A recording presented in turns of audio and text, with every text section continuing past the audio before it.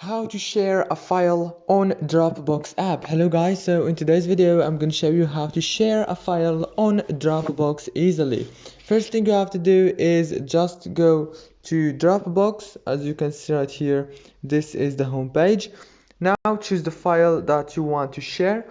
I'm gonna choose this one and click on those three dots right here. Now click share right here.